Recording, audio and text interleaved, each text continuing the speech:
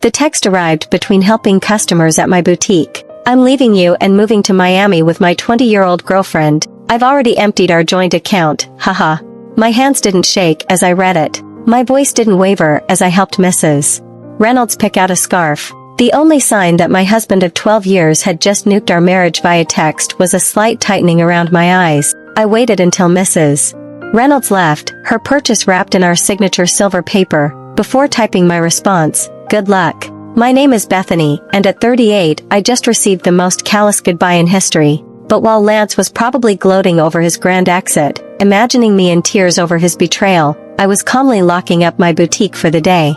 The signs had been there for months, the late nights at work that never matched his paid deposits, the sudden password changes on his phone, the way he'd started going to the gym religiously, buying new clothes, trying to recapture his youth. 3 months ago I'd found a receipt for dinner for two at an expensive restaurant on a night he'd claimed to be working late. That same evening I'd opened a separate bank account at a different bank. A week later, when he mentioned wanting to combine our accounts to simplify things, I'd agreed cheerfully, while moving my personal savings to the new account. The joint account he just emptied contained exactly enough to keep him from getting suspicious, about 2 months' worth of regular deposits. The rest was safely tucked away, along with detailed records of every suspicious transaction he'd made over the past year. My phone buzzed again. "Don't bother begging. Giselle and I leave tomorrow. I'll send for my things later." Giselle, the new receptionist at his office. I'd met her at the company Christmas party, watched her laugh too loud at Lance's jokes, noticed how she touched his arm when she thought no one was looking. She was young enough to be his daughter, naive enough to think she was special. I didn't respond to his text. Instead, I called my lawyer, the one I'd consulted 2 months ago when I'd found the hotel charges on our credit card statement. "It's time," I said simply. "He just made his move." "The papers are ready," she replied. "I'll file them first thing tomorrow." "Do you want me to have him served in Miami?" "No rush. Let him think he's won first." Another text from Lance. "I know this must be hard for you. You're not getting any younger, after all. At least you have your little shop to keep you busy." My little shop, the successful boutique I'd built from scratch, the one that generated more income than his middle management position, the one whose profits I'd carefully kept separate from our joint finances. I smiled, thinking of the certified letters that would greet him in Miami. Let him enjoy his moment of triumph. I spent that evening in our house, my house, since I'd inherited it from my grandmother and kept it in my name, despite Lance's repeated suggestions to add him to the deed. Another lucky instinct that had paid off. While organizing the paperwork my lawyer would need, I found our wedding album. Lance looked so different then, before his midlife crisis had turned him into a caricature of his former self. These days he wore shirts too tight for his softening middle, tried too hard to connect with the 20-somethings at his office, used slang that sounded ridiculous coming from a man of 45. My phone kept buzzing with texts from him, each one more condescending than the last. "I've been planning this for months. Giselle understands me in ways you never could. You'll be fine. Maybe you'll find someone more your own age. Already told my family, they agree we grew apart. It's nobody's fault, really." I screenshotted each message, adding them to my evidence folder. Let him dig his hole deeper. My lawyer would love his casual admission of premeditation, his gleeful announcement about emptying our account. The last text caught my attention. "By the way, I used the joint card to book our flights and hotel. Consider it my parting gift, LOL. Perfect." I called the credit card company. "Mrs. Sullivan speaking. I need to report fraudulent charges and cancel a card immediately." "Certainly, ma'am. Can you identify the charges?" 2 first-class tickets to Miami booked today, hotel charges at the Royal Palm, and I'll need to remove my husband as an authorized user. Do you have documentation of the fraud?" Text messages from my husband admitting he used our joint card to book travel with his girlfriend after emptying our bank account. I'll be happy to forward them. The representative's professional tone couldn't quite hide her satisfaction as she canceled the charges. Lance and Giselle would arrive at the airport tomorrow to find their tickets invalidated, their hotel reservation canceled. My phone buzzed again. "Don't worry about the house. I'll let you stay there until you find something smaller." I actually laughed out loud at that one. Did he really think he had any claim to my grandmother's house? Had his ego grown so large that he'd forgotten whose name was on the deed? Another buzz. "And I know the shop means a lot to you. We can work out a fair payment for your half." My half of my business, that I'd built myself, funded myself, grown myself, while he complained about my long hours and called it my hobby. I poured a glass of wine, the good stuff I'd been saving for a special occasion. This qualified. Tomorrow Lance would learn some hard truths about property law and separate assets, but tonight I'd enjoy the quiet and plan my next chapter. Morning brought a flurry of increasingly angry texts from Lance. What the heck did you do to our credit card? The airline won't honor our tickets. The hotel canceled our reservation. Answer me. I silenced my phone and headed to my boutique. Friday was always our busiest day and I had a new shipment of designer handbags to unpack. Life goes on, even when your husband runs off with a receptionist young enough to be his daughter. Around noon, his mother called. Bethany, dear. Lance told us everything about how controlling you've been, how you drove him away. He says you're being vindictive now, causing problems with his travel plans.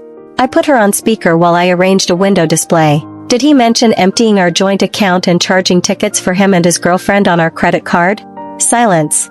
Well, he said you left him no choice, that you'd been cold and distant. Trudy, I have his texts. Would you like me to read them to you? The one where he bragged about taking our money, or maybe the one where he mocked my age.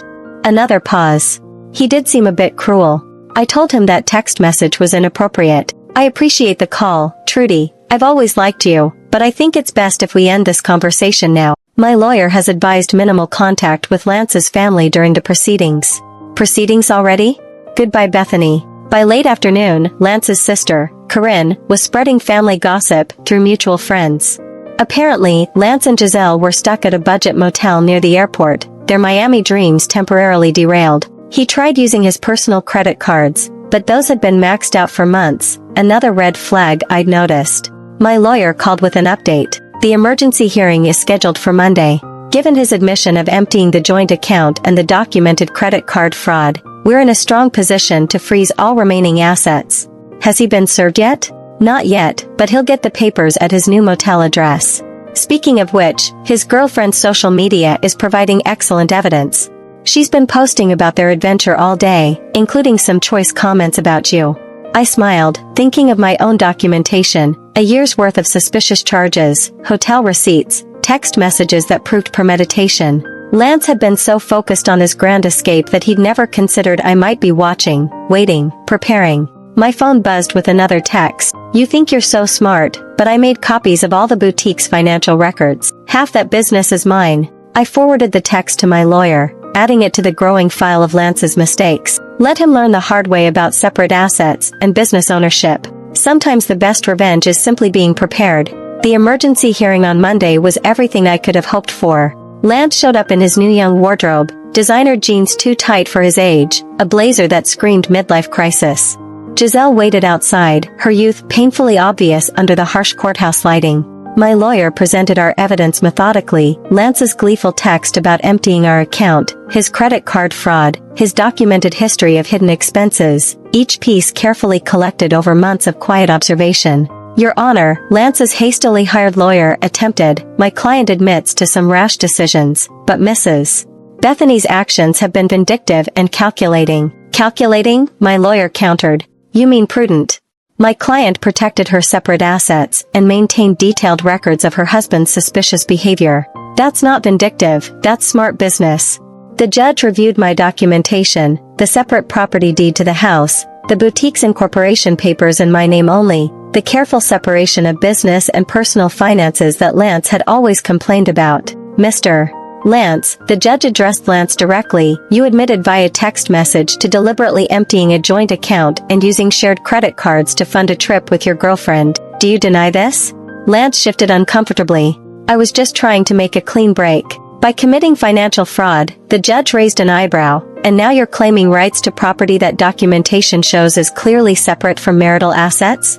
The business grew during our marriage, Lance's lawyer tried again. My client is entitled to the increase in value.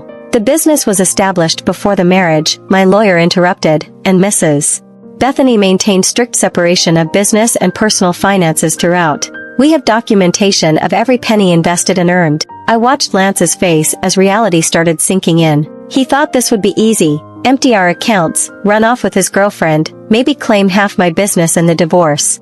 He'd never bothered to understand my insistence on keeping things separate, had mocked my careful bookkeeping as obsessive. The court finds sufficient evidence of financial misconduct, the judge announced. All shared assets are frozen pending final dissolution. Mr. Lance is ordered to return any funds removed from joint accounts within 24 hours. But that money's gone, Lance protested, we spent it on. Then I suggest you find a way to replace it, the judge cut him off, and Mr. Lance, the court takes a very dim view of using shared credit cards to fund adventures with paramours. Outside the courthouse, I heard Giselle asking Lance about their Miami plans. His response was lost in the sound of my heels clicking confidently across the marble floor, heading back to the business he'd never understood or respected. The next few weeks brought a string of increasingly desperate moves from Lance. He tried claiming the boutique had been his idea. He remembered investing money in its early days. He even suggested he'd been my business partner all along, claims quickly disproven by my meticulous records. He's getting desperate, my lawyer observed. His girlfriend's social media shows they're staying at her studio apartment now. Apparently living on a receptionist's salary isn't quite the glamorous escape he imagined. Lance's family started reaching out, their tone markedly different from their initial accusations. We had no idea, his sister Corinne admitted. He told us she'd been cold, controlling, that he needed to escape. But then we saw his texts, the way he bragged about taking your money. That's not the brother I thought I knew. His mother called again, this time in tears. The things he said about your age, about replacing you with someone younger. I raised him better than that, I thought I did anyway. I let their calls go to voicemail. Their support might have meant something weeks ago, but now it felt like rats deserting a sinking ship. The boutique thrived, ironically boosted by local gossip about my situation. Women started coming in specifically to show support, often leaving with far more than they'd planned to buy. My ex tried something similar. One customer confided while buying a designer handbag, thought he'd take everything in the divorce. Men like that never expect us to be smarter than them. My phone still buzzed occasionally with texts from Lance, his tone swinging between anger and manipulation. You've ruined everything. I never meant to hurt you. You'll regret being so vindictive. Can't we work something out? That business would be nothing without my support. I forwarded each message to my lawyer without responding. Let him dig his hole deeper. Through the grapevine, I heard Giselle was having second thoughts. Apparently, sharing her studio apartment with a middle-aged man who couldn't afford his own place wasn't the romantic adventure she'd imagined. The age gap that had seemed exciting during secret hotel meetings felt different in the harsh light of reality. She posted about toxic relationships and learning from mistakes yesterday, my lawyer mentioned during an update call, and removed her relationship status this morning. I almost felt sorry for Lance, almost. But then I remembered his haha after telling me he'd emptied our account, the casual cruelty of his comments about my age, the way he'd assumed I'd be helpless without him. Instead of pity, I felt something else, pride. Pride in my foresight, in my quiet strength, in my ability to protect myself while he underestimated me. The final divorce hearing painted a very different picture from Lance's imagined triumph. Gone was his cocky attitude, replaced by barely concealed panic. Giselle was noticeably absent. She'd moved on to a coworker her own age, according to office gossip. Lance had showed up in his old clothes. The designer wardrobe apparently returned to help repay the joint account he'd emptied. His lawyer looked tired, probably from trying to find loopholes in my documented separation of assets.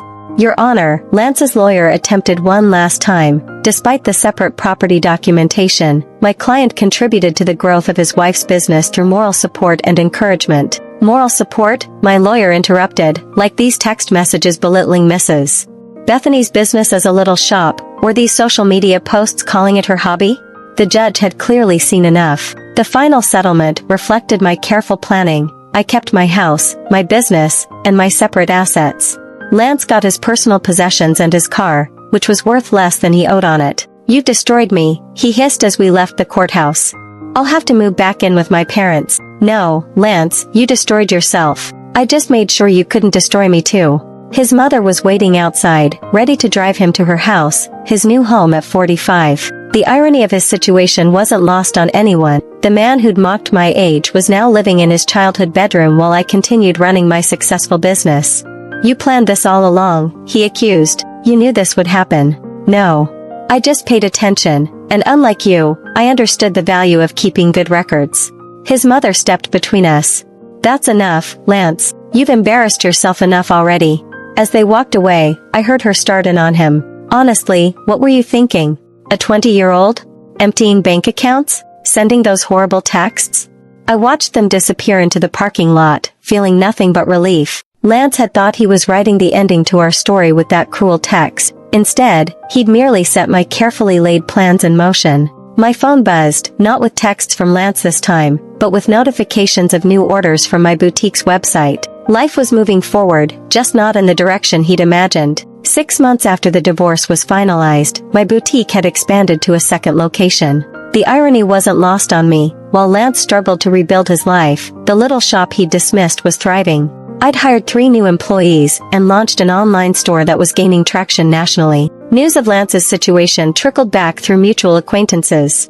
He'd tried dating apps, but found women his age weren't interested in a middle-aged man living with his parents. Younger women, having heard about his history through office gossip, steered clear. Giselle had apparently warned her friends about him, sharing screenshots of his desperate attempts to win her back after she'd left. His career suffered too. The company's HR department had launched an investigation into his relationship with a subordinate, resulting in a formal reprimand. The promotion he'd been expecting went to someone else, someone who didn't have a history of inappropriate relationships with reception staff. He tried to claim age discrimination. Corinne told me during an unexpected visit to the boutique, said they were punishing him for dating someone younger. HR just added that complaint to his file. I was surprised to see his sister in my store, but her presence spoke volumes about how thoroughly Lance had alienated his own family. I know we didn't support you at first, she admitted, running her fingers over a silk scarf. He played the victim so well. But watching how he handled everything, how he acted afterward, I'm ashamed we ever believed him. My lawyer kept me updated on Lance's continued attempts to challenge the divorce settlement. Each petition was denied, his claim of unfair distribution dismissed based on the evidence of his own actions.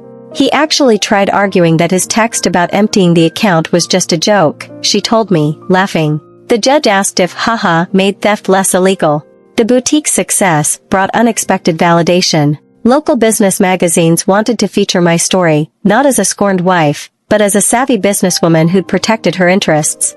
Young entrepreneurs asked for advice about keeping business and personal finances separate. The best protection is preparation, I told one young woman who reminded me of Giselle, and always trust your instincts. Lance's mother called occasionally, usually after he'd done something particularly self-destructive. He'd tried online gambling, hoping for a quick fix to his financial problems. He'd gotten involved with a pyramid scheme that promised fast returns.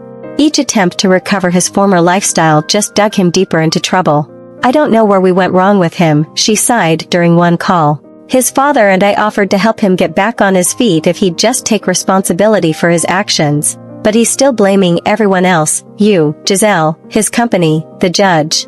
I listened politely, but maintained my distance. Their family drama wasn't my problem anymore. My life had moved forward, filled with plans for a third boutique location and a possible expansion into luxury accessories. The only reminder of Lance's impact on my life was a framed screenshot hanging in my office. His final text before I blocked his number, "Have fun with your little shop. At least it'll keep you busy in your old age."